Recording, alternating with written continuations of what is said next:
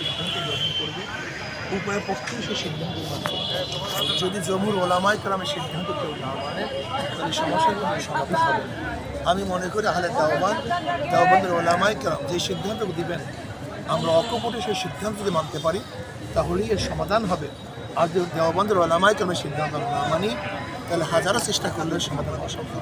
আমরা শুনছিলাম যে আপনি একটা ইন্টারভিউতে কাকরাইল বলছিলেন, ওখানে বলছিলেন যে কৃষ্ণপক্ষ এখানে কাজ করতেছে। হ্যাঁ, এটা সাবাইরা করতেছে। আমি বিশ্বাস করি ইসলামকে ধ্বংস করার জন্য সাবাই গোষ্ঠী আমাদের মধ্যে বিভেদ সৃষ্টি করার জন্য ঢুকে পড়ছে। এদেরকে চিহ্নিত করতে হবে, এদেরকে চিহ্নিত করা ব্যতীত এই সমস্যাগুলো সমাধান হবে। এর জন্য এই সমস্যার সমাধানের সুন্দর পন্থা হলো আহলে হক ওলামায়ে কেরাম যেই সিদ্ধান্ত দেবে, দেওবন্দের ওলামায়ে কেরাম যেই জমহুর ওলামায়ে কেরাম যে সিদ্ধান্ত দেবে সেটা আমরা মেনে নিতে পারি, তাহলে আমাদের সমস্যার সমাধান হবে। বিশ্বাস করি। এবার কি ইজতেমা আপনি কি আশা করেন যে দুই পক্ষের এক পক্ষ বন্ধ রাখবে বা এক পক্ষ করবে? এটা তো আমি জানি না, এটা কি সিদ্ধান্ত হয়। যদি আহলে দেওবন্দ মনে করে এইরকম হলে হয়, ভালো হয়, সেটা হবে। আর দেওবন্দ আল্লাহ যদি মনে করে এরকম হলে ভালো হয়, আমি মনে করি একজন সালেস বানাবো, বিচারক বানাবো। নয়তো আমি বললে এটা ভুল হবে, সে বললো সেটা ভুল হবে। আমাদের সমাধানের জন্য আমাদের দেওবন্দ মুরব্বীরা এখনো জীবিত আছে। যদি দেওবন্দের ওলামায়ে কেরাম যা বলেন সেটা আমরা মেনে নিতে পারি, তাহলে সমস্ত সমস্যার সমাধান হবে।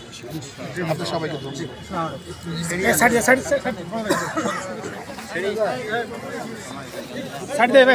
একটু সাইড হই।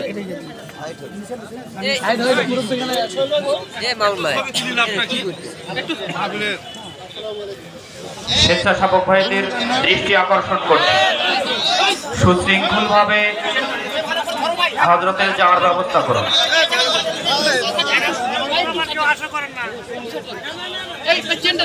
স্বেচ্ছাসেবক ভাইদের দৃষ্টি আকর্ষণ করছি, আপনারা রাস্তা ক্লিয়ার করুন।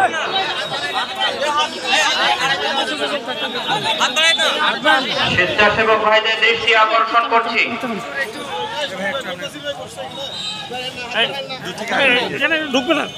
আগামী 17 জানুয়ারি জাতীয় যুব কনভেনশনে সকলকে আন্তরিক অভিনন্দন।